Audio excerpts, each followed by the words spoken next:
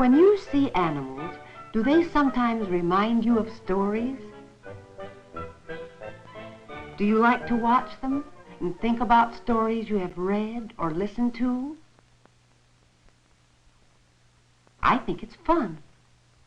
Let's try it. Look, here are 1, 2, 3 baby pigs with their mother. Is Mother Pig worried about something? Is the dog worrying her? Yes, she seems to think the dog may hurt her babies. A mother pig, 3 little pigs, and a dog. Do they remind you of a story? They make me think of one called The 3 Little Pigs. It's about 3 little pigs and a wolf.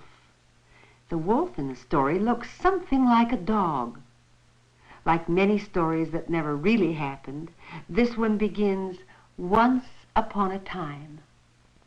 Once upon a time, there were 3 little pigs who lived with their mother. She taught them many things about how to take care of themselves. She taught them to hide from the wolf. Then, one day, Mother Pig sent the little pigs out to seek their fortunes.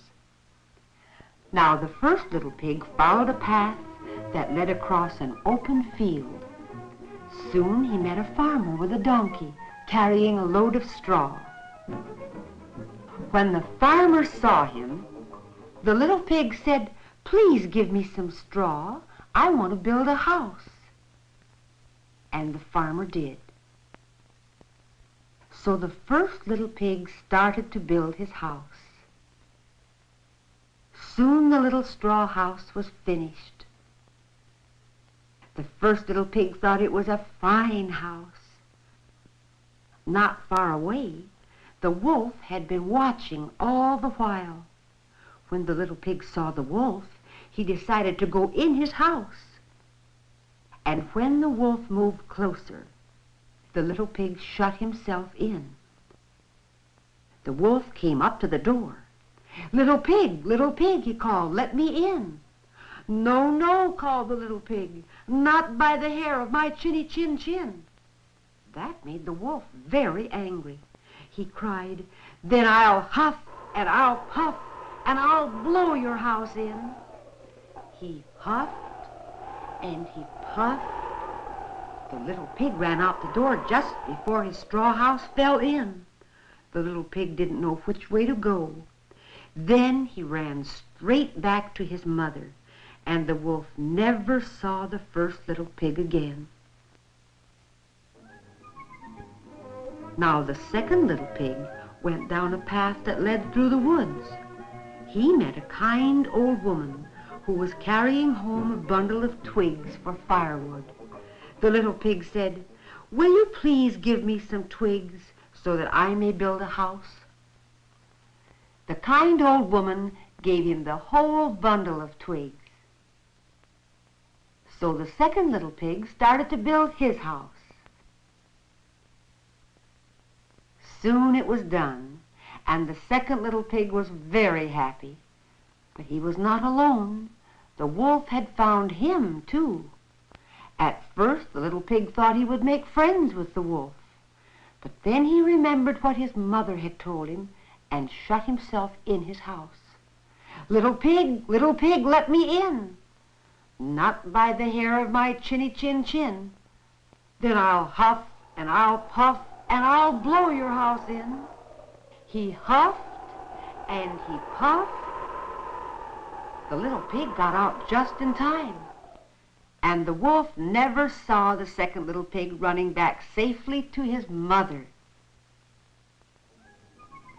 The third little pig went beyond the field and the woods and over the hill, looking for just the right place to build his house. Whom should he meet but a man carrying a load of bricks? When the man stopped, the little pig said, "If you would give me some bricks, I'd be very grateful, for then I could build a fine, strong house." So the kind man gave the third little pig all the bricks he would need to build a house. Building with bricks took a long time. It was hard work, too. Finally, the little brick house was finished. It was a fine house. But up on the hilltop was the wolf. He had found the third little pig, too. Just in time, the pig got safely inside his house. Little pig, let me in." "Not by the hair of my chinny chin chin. Then I'll huff and I'll puff and I'll blow your house in." He huffed and he puffed, but he didn't hurt the strong brick house a bit. Inside, the third little pig was safe and sound. Then the wolf tried to trick the little pig. "I'm much smarter than that pig," he thought. So he said, "Meet me tomorrow morning at 6 o'clock at the garden. I'll find some nice fresh turnips for you." "Turnips," thought the little pig. "That sounds good." And the wolf thought, "I'll get him tomorrow morning at 6 o'clock. But at 5 o'clock the next morning, the little pig got up and hurried to the turnip patch. And a few minutes before 6, he was home again with all the turnips he wanted. Out at the turnip patch, the wolf grew very tired and hot, waiting for the little pig. Of course, the pig was safe. To catch him, the wolf would have to try again. The next morning, they were to meet in the apple orchard. The pig was already busy picking apples when the wolf arrived. "Here," called the pig, "is the very best apple. I saved it for you." Then he threw the apple with all his might, and while the wolf was chasing it, the pig climbed down and ran home. Soon the wolf was trying another plan to trick the little pig. "Little pig," he called, "there's a fair in town. I'll meet you there tomorrow at 4 o'clock. "He won't beat me tomorrow morning," thought the wolf. But at 3 o'clock the next morning, the little pig got up and went to the fair. At the fair, he bought a churn so that he could make his own butter. Then he started home. But this time, the wolf was waiting for him near the bottom of the hill. Near the top of the hill, the little pig set down the churn and got ready to surprise the wolf. The wolf was watching for the little pig when suddenly he saw something that made him run away. He didn't wait to see the little pig step out of the churn. A few minutes later, the little pig was safe at home. He had a big kettle of water on the fire. When the wolf came back and saw the churn on the floor, he knew what had happened on the hillside. He was very angry because the little pig had tricked him again. He was so angry that, do you know what he did? Of course you do. There was the kettle, and the wolf slid down the chimney right into the hot water. The wolf ran away so far he has never come back. And that's the story of the 3 little pigs. At least that is one way to tell the story. Do you know another? Do you know other stories about little pigs?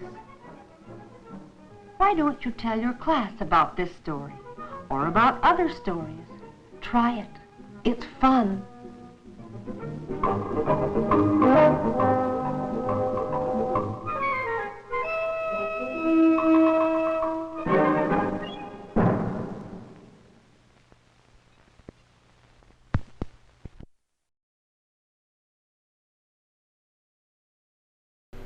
All right.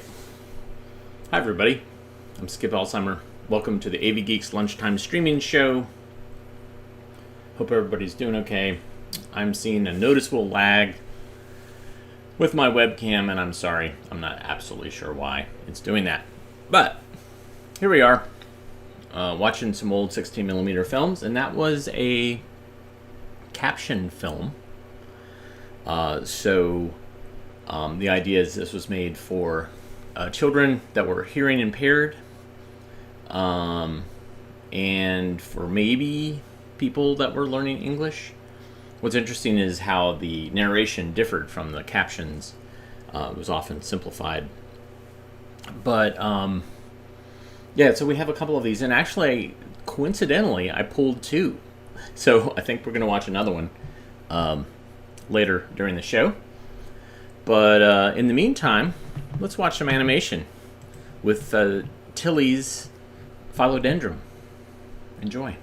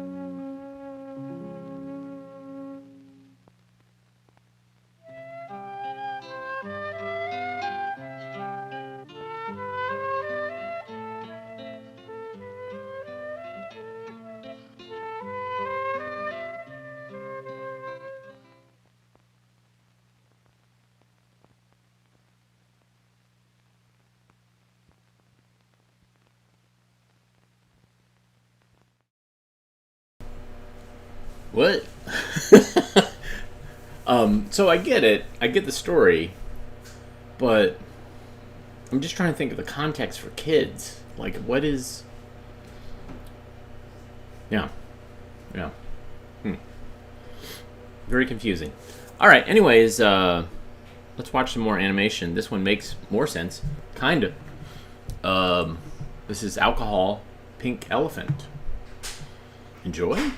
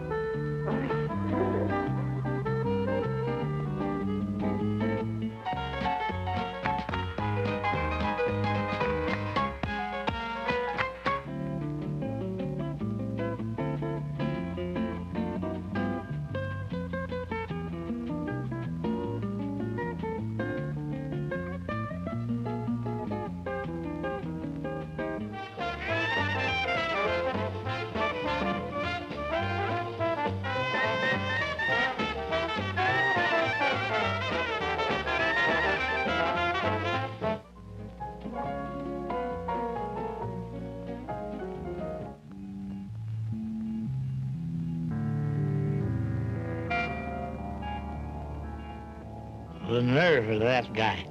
My old buddy Lou telling me I'm an alcoholic. Jeez, I didn't know, but oh. Gee. What's happening? Who are you?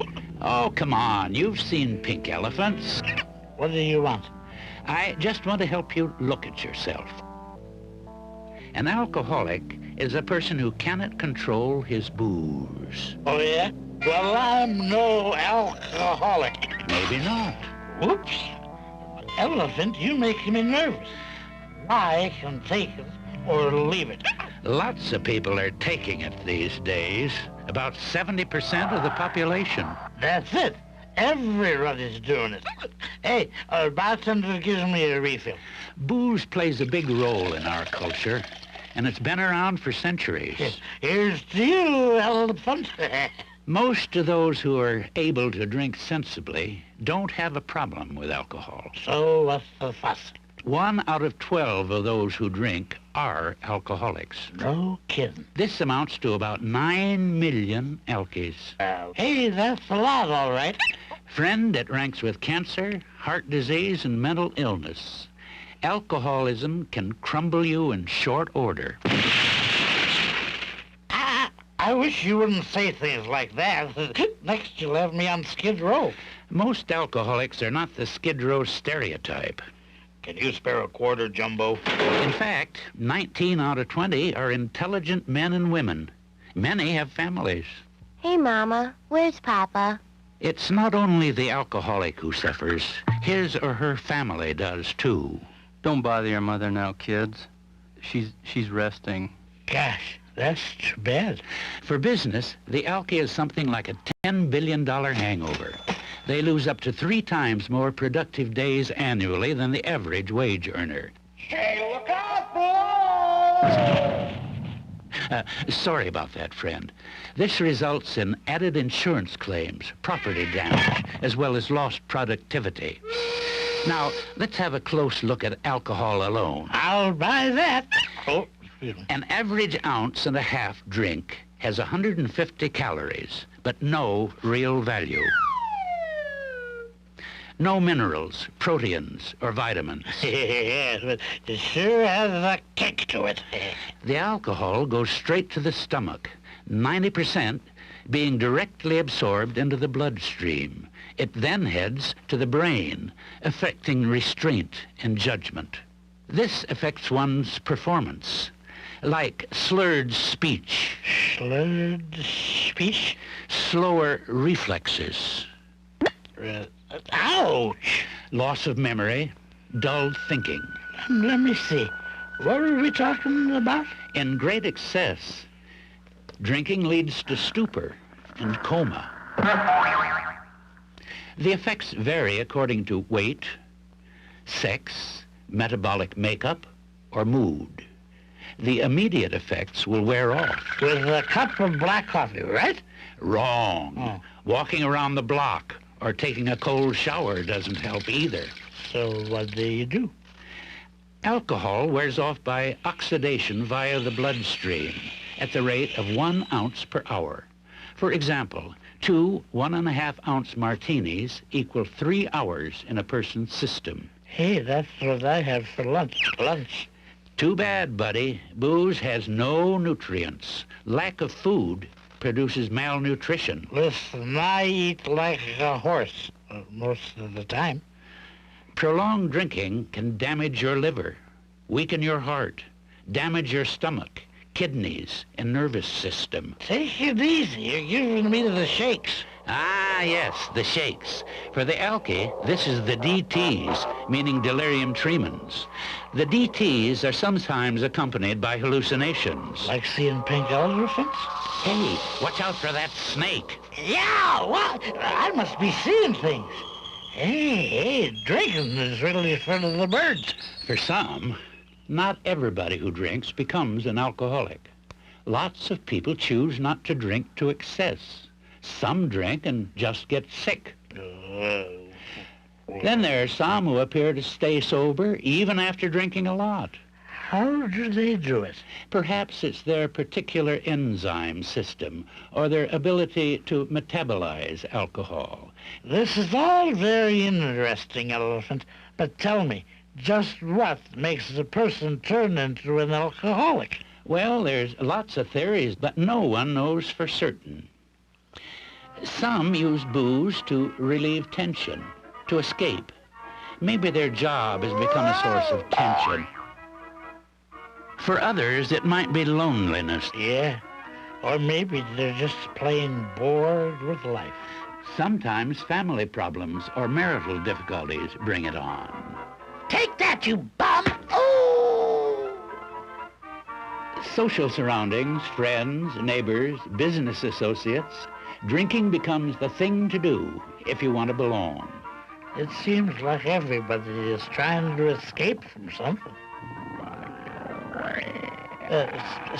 Speaking of escape, let's get out of here. Here.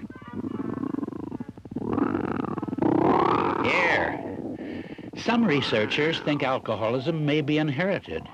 Family habits may influence attitudes. The young often imitate parents. Look, the girl is going into that bar. So's the kid. I guess some use booze to cope with their environment. Hey, you're starting to see the light.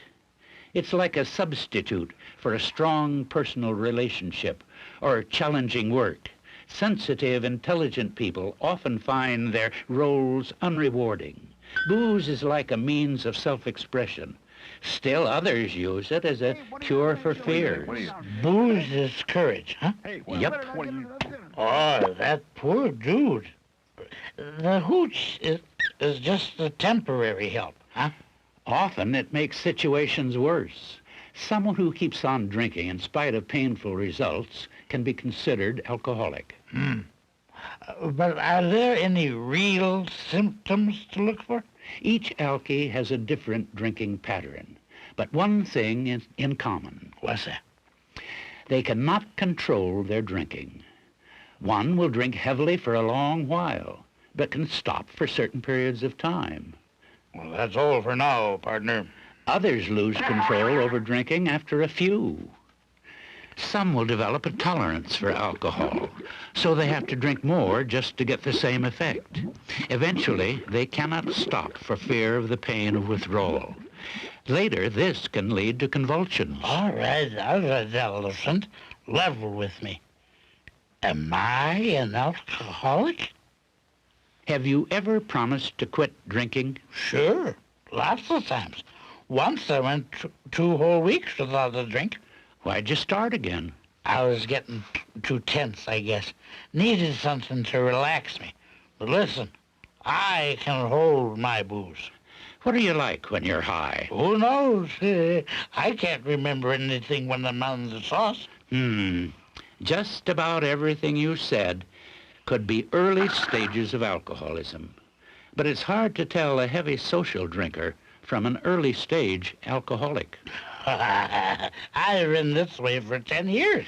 Do you take a snort in the morning? Only when I'm alone. You know, if the old lady knew she'd have me committed, Afraid of your wife, huh? What she don't know don't hurt her.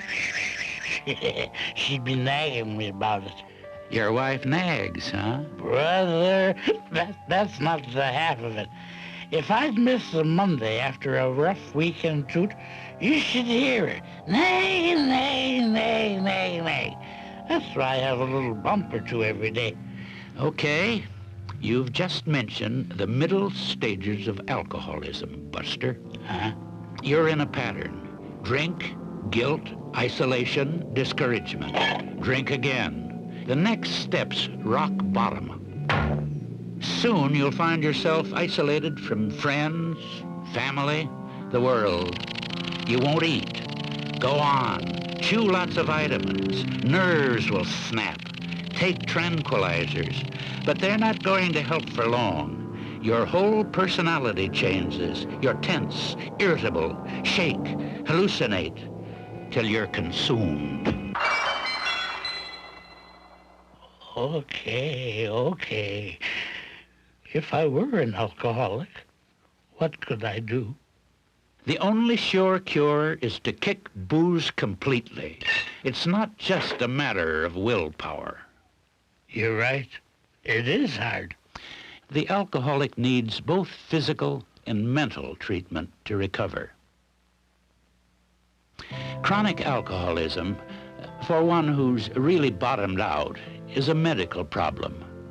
Many hospitals across the country accept alcoholics for treatment. Under a doctor's care, special drugs can control discomfort of withdrawal and nervousness. The body can be nourished back to health through proper care and diet. Certain chemicals which act as a fence against drinking may be prescribed. Along with physical treatment is mental treatment. Counseling is the starting point, helping the alcoholic person to face life without a booze crutch. Gosh, that would be a good feeling. To begin with, institutional confinement might be necessary to separate the person from alcohol. There are also alcoholism clinics offering medical and psychological treatment on an outpatient basis. Following treatment, one finds several avenues of continuing help. Alcoholics Anonymous, AA, for example, reformed alcoholics working with one another for a common goal, to stay sober. Sort of like group therapy, huh, Elephant? Yeah, you could say that the longer an alcoholic stays dry, the better the chance for full recovery. what if you have a relapse? Sometimes a relapse convinces the alky that he just can't drink any kind of alcoholic beverage. Yeah, maybe that's so. You might have to develop new interests, new friends or associations. Gosh, a lot of things you say make sense, Elephant. I think I have a good idea what alcoholism is. It's a plain sickness. It could take a real personal crisis, a shock, to get an alcoholic to want help. The people around the alcoholic sometimes have to be patient. Still, with others, friends sometimes must be firm and help the alcoholic realize his potential in life. Both parties should find out where to go for help. A doctor, Alcoholics Anonymous, local alcoholism information centers, to mention a few sources. Hundreds of thousands of alcoholics have recovered and stayed sober the rest of their lives. Why can't you? Hey, why can't I?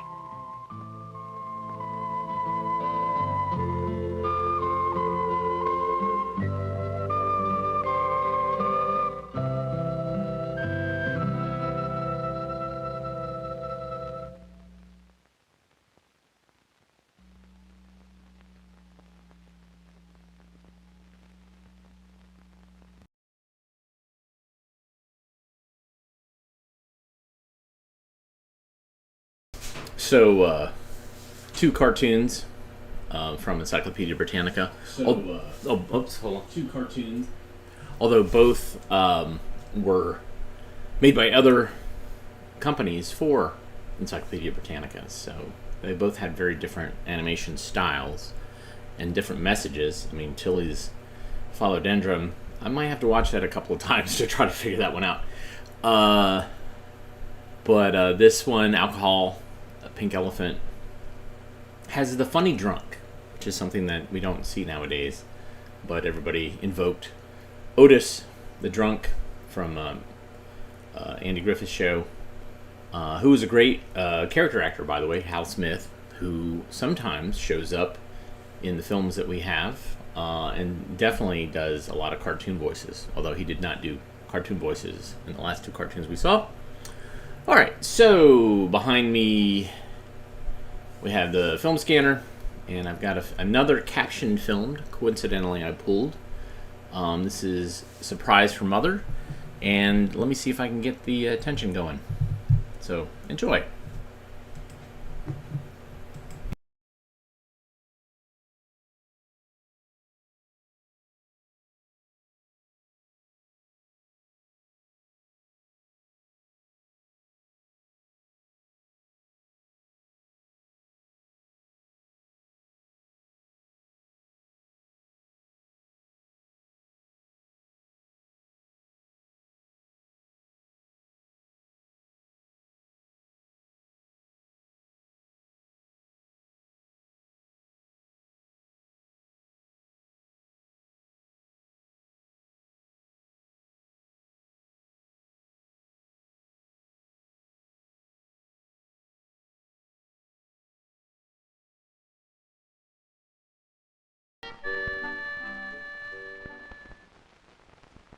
Mother is cooking lunch.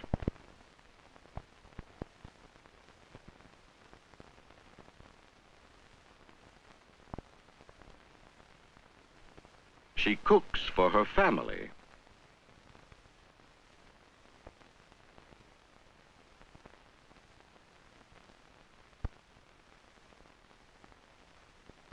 The food smells good.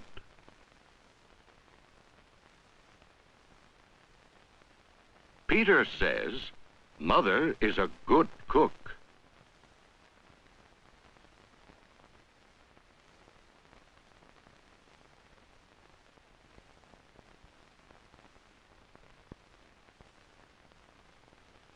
Mother has some juice for Kathy.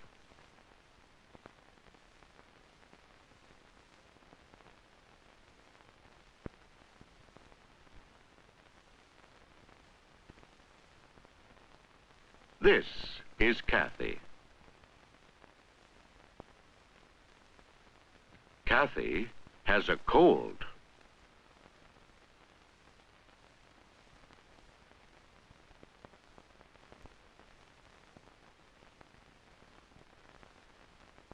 Mother takes care of Kathy.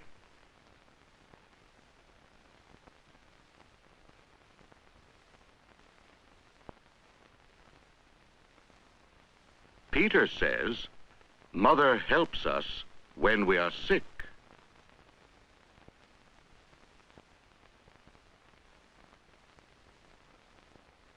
Peter says, let's help Mother.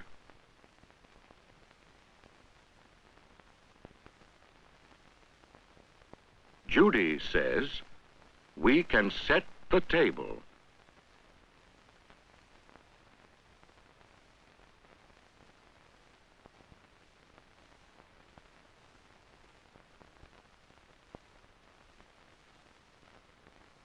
The children set the table for Mother.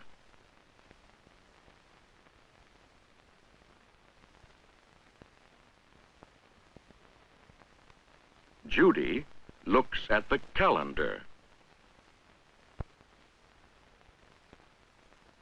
Mother's Day is in May.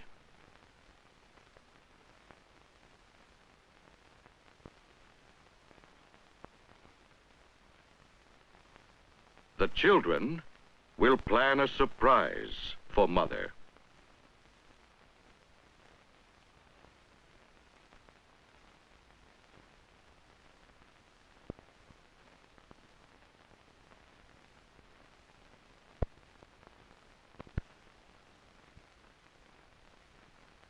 Judy and Peter shake money out of their piggy banks.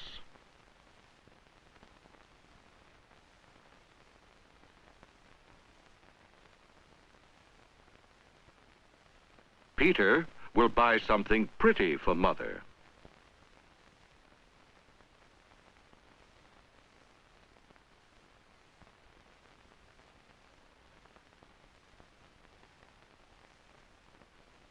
Judy will buy a present too.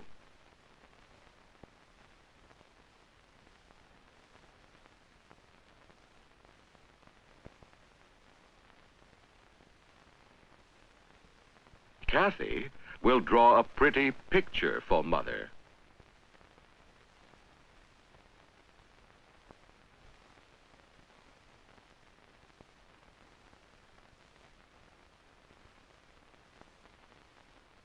Father comes home from work.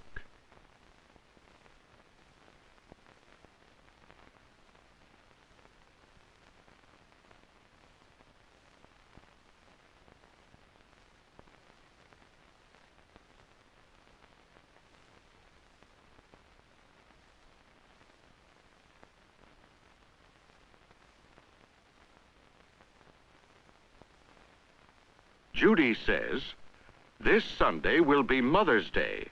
We are planning a surprise for Mother.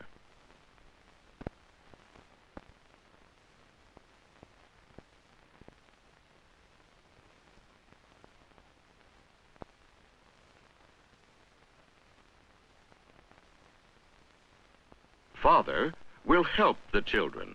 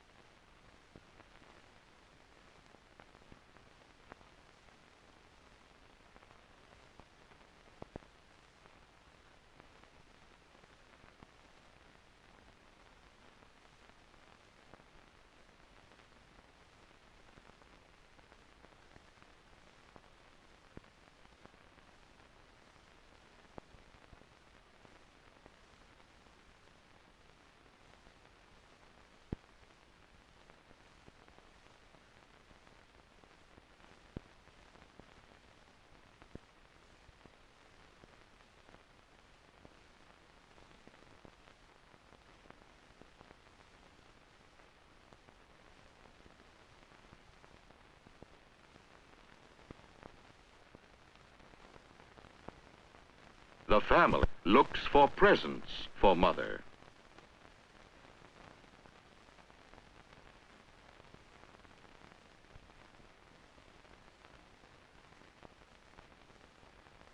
Peter sees something pretty.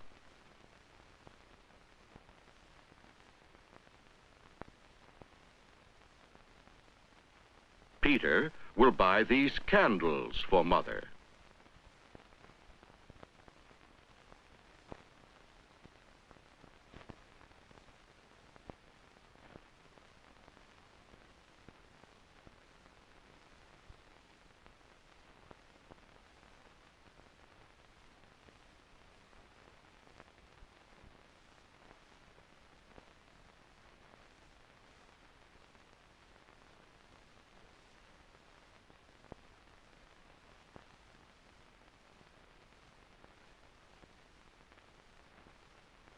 Judy will buy this box of soap for Mother.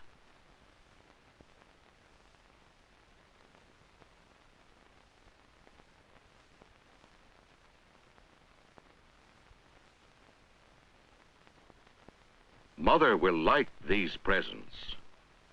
They will make her happy.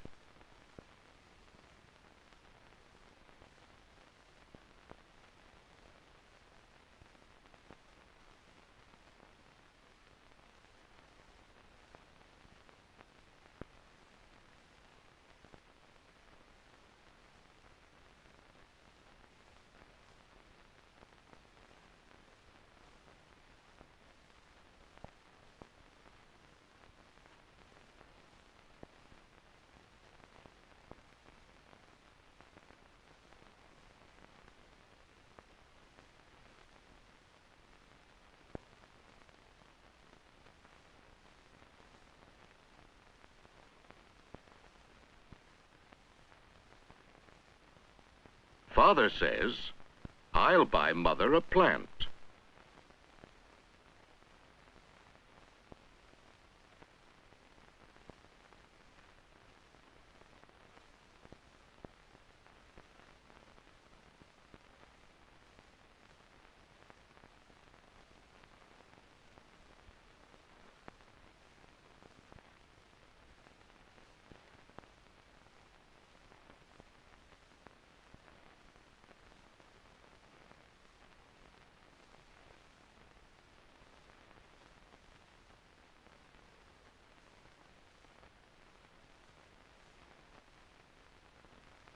It's Mother's Day.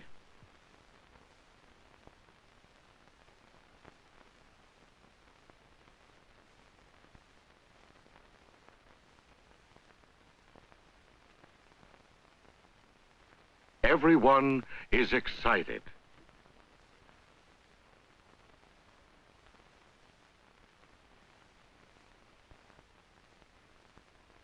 Here comes Mother.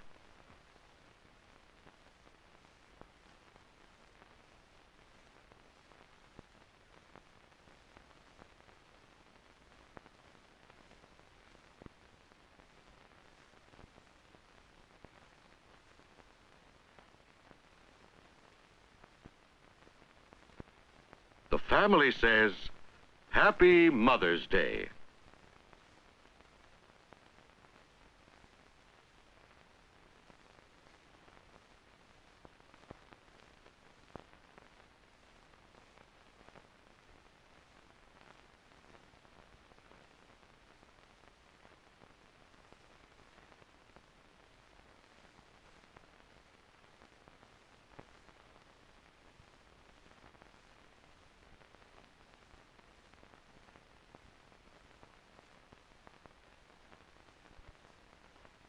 Mother says, these candles are so pretty.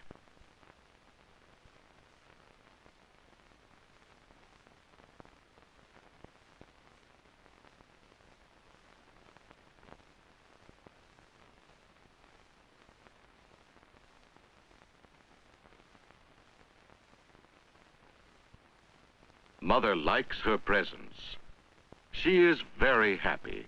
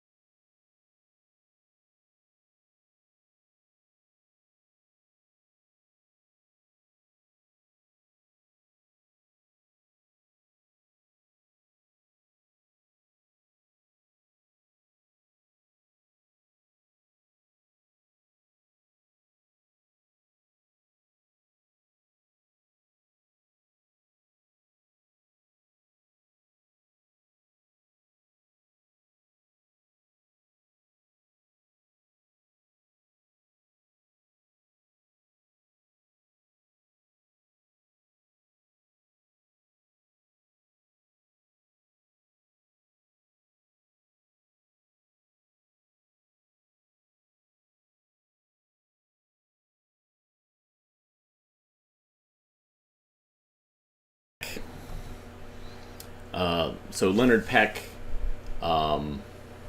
did Squeak the Squirrel. I believe that's right. I'll have to look it up. But yeah, I love showing the Living Language series because, especially if I don't give context. I mean, I gave you guys some context with the other film, but I love showing it to people who don't know what it is, and they're just like, what is that? Like, trying to wrap your head around it, trying to figure out, like, why are these long, silent parts to the film where there's nothing happening? And then why is the dialogue, and then why is there a caption, and the captions sometimes don't quite follow. But the idea, of course, is that this is to help people who are hearing impaired, and also it helps a little bit with lip reading, and just begins that kind of process. So really fascinating stuff. Speaking of fascinating stuff, let's learn about how we can use radioactivity to find more oil. Enjoy.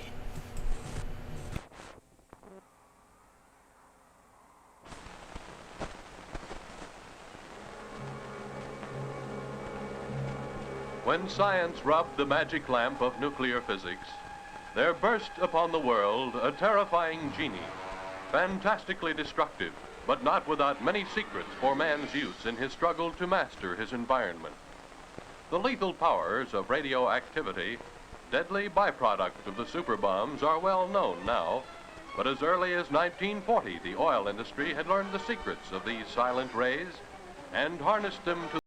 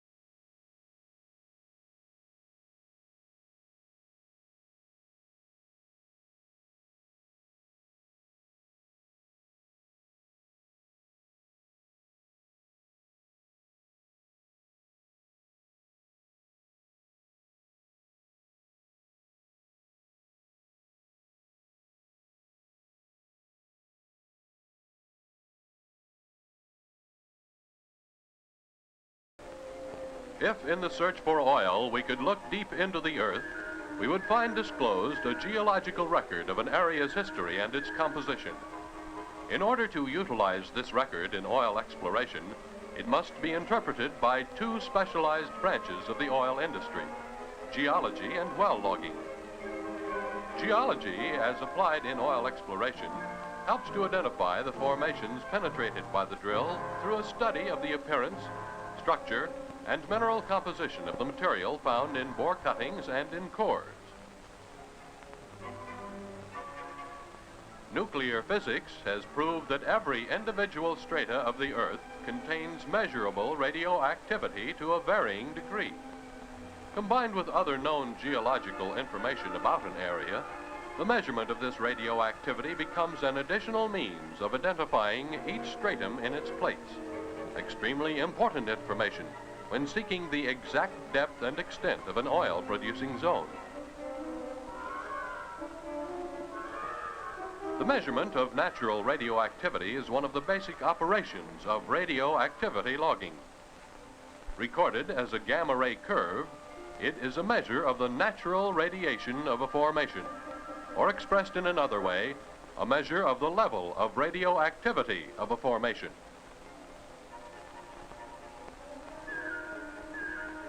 A complete radioactivity log includes a neutron curve, which is an indicator of the fluid content of a formation, an indication to a degree of the relative porosity of subsurface formations and thereby the possible presence of oil, water, or gas. This is accomplished by a measurement of radiation which is artificially induced and then detected by the logging tool in its reflected form. Watch this logging tool making a typical gamma ray log. Rising in the well, it measures the level of radioactivity of each formation. Radioactivity in underground formations is of low but measurable intensity. Shale is generally the strongest in natural radiation. Most radioactive material radiates alpha, beta, or gamma rays. Alpha and beta rays are so weak that they are ignored for logging purposes, but gamma rays are very energetic. Their strong penetrating power makes them the most effective form of natural radiation available for making a radioactivity log. Now let's discuss the neutron curve. A neutron is one of the essential particles of an atom, which is the smallest unit of all elements. The atoms of the different elements are identifiable by the different number of their neutrons and other particles of which they are composed. When a highly radioactive element, radium or polonium, is mixed with beryllium, neutron emission occurs. These neutrons leave the neutron source to bombard the surrounding area. A neutron source in a logging tool sends these neutrons into the surrounding formations at a terrific rate of speed, setting the stage for other strange natural phenomena. The bombarding neutrons then change form or speed, and the results are detected by the logging tool and recorded by the graph above ground. Hydrogen is always present in oil, water, and gas-bearing formations, and therefore it is the most important element encountered in neutron logging. The bombarding neutrons are affected by the hydrogen in the formation. The results are detected and recorded as the neutron curve. In effect, the neutron curve measures the effect of neutrons which have bombarded a formation in a fast stream. The logs are interpreted as proportional to the hydrogen content of the bombarded formation, and are therefore an indicator of the degree to which the formation is porous, with its accompanying indications as to the existence of oil, water, and gas. Depending on how well the characteristics of a formation are known, the neutron curve helps to eliminate exploration in zones which are probably unproductive.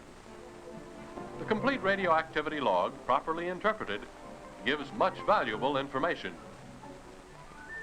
The gamma ray curve is used principally to measure the level of radioactivity of a formation, and is recorded satisfactorily in cased or open hole regardless of borehole fluid. The neutron curve is also effective under adverse borehole conditions and helps to determine the hydrogen content of a formation. The job of translating gamma rays and neutrons into a radioactivity log is done by a chain of rugged, expertly engineered, and specially designed equipment like this logging tool, cable, and the hoist and recorder truck.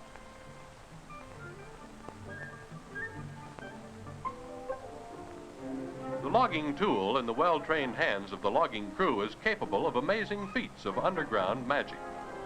It must operate in boreholes averaging 4 inches to 10 inches in diameter. To ensure easy, unobstructed traverse, maximum outside diameter is limited to 3 5/8 inches. The smallest tool in use is only 1 3/8 inches in diameter, so it is obvious that all the working parts have to be stretched out.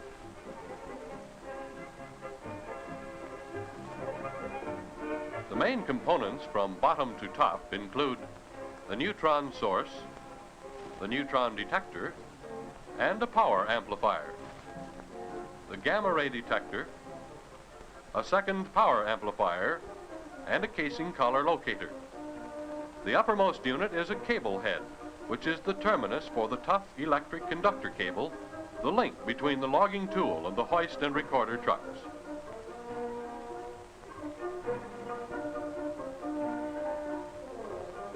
The well bore and conditions encountered within it determine every step in the design and manufacture of the logging tool.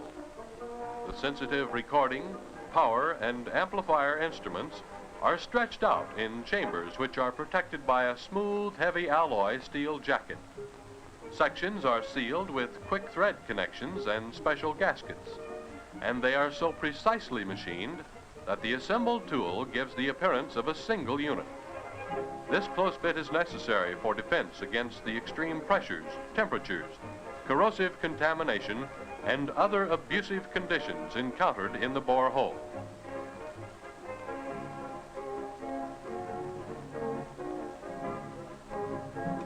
Painstaking care and planning in manufacture is also given the cable in its role as a depth measuring line. It must have minimum stretch under the tension of its own weight and the weight of the logging tool. It must house one or more insulated conductors capable of transmitting the impulses detected many feet underground to the truck. The hoist truck regulates depth control as well as hoist speed, which varies from 15 to 100 feet a minute. It is linked to the instrument truck, where the impulses from the logging tool are recorded as kicks on graph paper. The gamma ray curve, neutron curve, and casing collar locator log are recorded simultaneously as the tool traverses the well, standard procedure from bottom to top. Here is a logging crew getting ready to take to the field to make a radioactivity log. The logging tool, plus the trucks which house the hoist, cable, and recording instruments, are thoroughly checked. Everything is in readiness for the mission. All the necessary instruments are loaded, carefully insulated against the shocks and vibrations which may be encountered on the road as the crew travels to the well site. Upon arrival, the trucks are positioned. The hoist truck is braced against the strain of the weight of the logging tool and cable which will be used in the hole.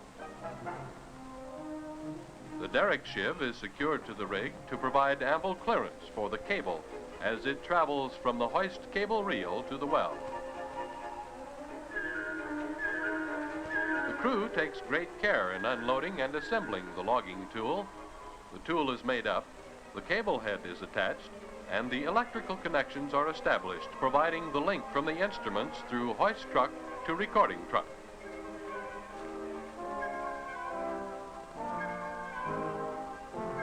The derrick crew and the hoist operator use their combined skills and know-how to move the heavy logging tool to the derrick floor, where it is placed in a vertical position near the wellhead. A last-minute check of the detecting apparatus, made with a standard of known strength, show the instruments to be in perfect working order. The depth measuring devices are set at 0. The hoist operator gets the signal from the recorder truck, and the logging tool begins its descent into the well in search of the information which may mean oil. The cable unwinds under the watchful eye of the hoist operator, and the measuring sheave sets a steady pace as thousands of feet of cable unwind from the hoist reel. As the tool nears the bottom of the well, the operator slows it down and carefully checks the bottom with the lower end of the tool.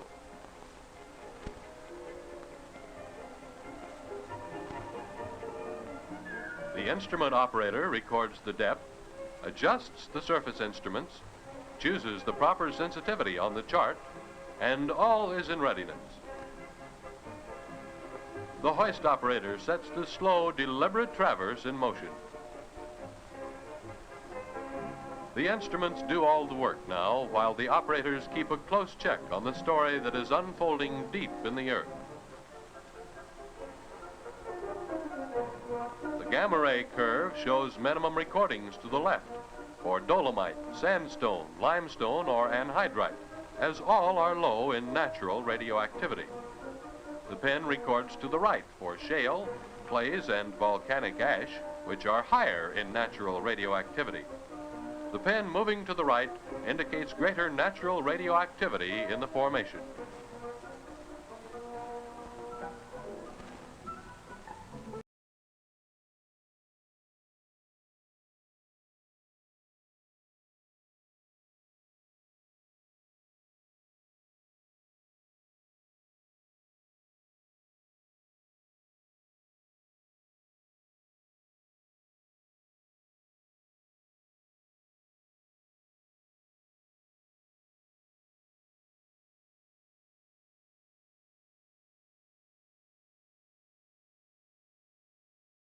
Where did the audio go?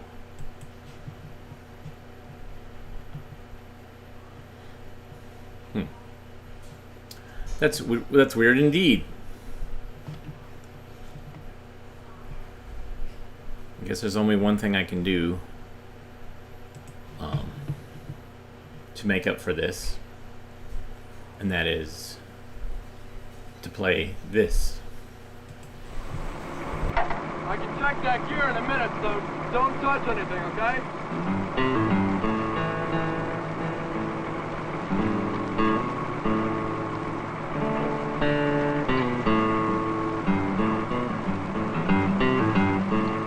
Hey! Get down from there! Now!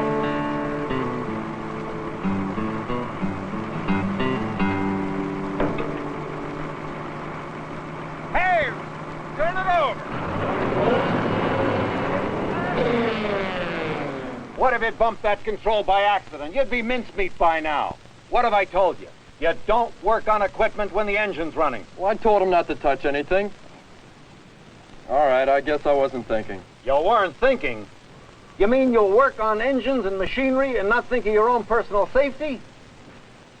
Here. Shake hands with danger.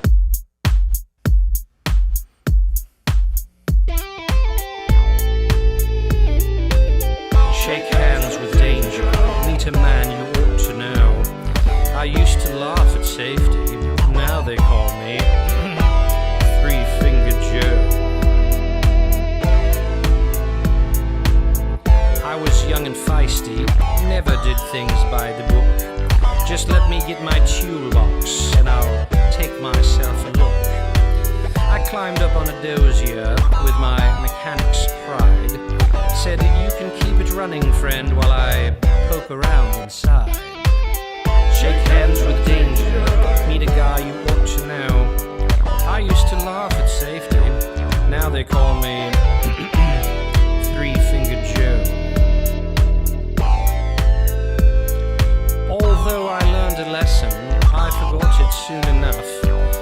The nicks and burns and scratches showed the young ones I was tough. Till another morning I was grinding on some steel. My other hand got careless and fed my skin into the wheel. Shake hands with danger, step right up and say hello. Grinding wheels and metal are what made me Three-Fingered Joe. I've seen mechanics burning and I've seen them take a fall just to save themselves a minute. I've seen them lose it all. I've watched them courting trouble, seen them take a chance and lose. They get careless for a moment and spend a lifetime with the blues. Shake hands with danger.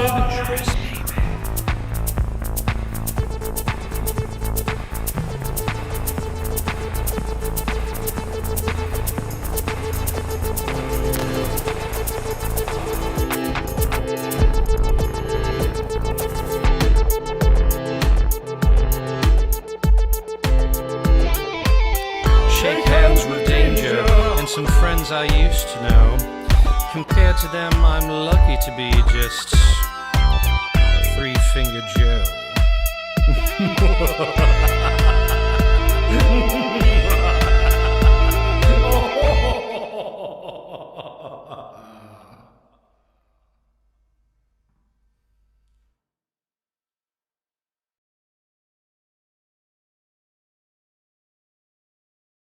Use to show that. In case you didn't know, that was written by some local musicians, Scott Phillips and Greg Iman, who were school teachers, who also are in a couple of different bands. And my wife hired them to do a revisioning of the "Shake Hands with Danger" song, and they knocked it out of the park. She got it for me for my birthday a couple of years ago, and so I'm very excited to watch it. There's just all these little nuances which are really great. So that Radioactivity logging film, for some reason, lost sound halfway through, and I know that visually it was scintillating to watch, but I just didn't feel like once you lose the narration, and especially that exciting music that they were playing during it, you kind of lost it. You don't have... it's not going to work. I could be wrong. But I figured that we're getting close enough to the hour that we might as well bail on that and do some dancing while people are in heavy equipment accidents.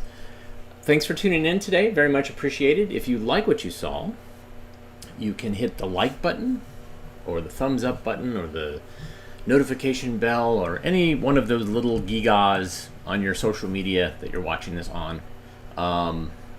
You can also, if you want to see more, we have avgeeks.com, which has a 24/7 channel where it has previous lunch episodes and also has other things that we've digitized. Hundreds and hundreds of hours of stuff. You can also look up individual films and watch them on there as well.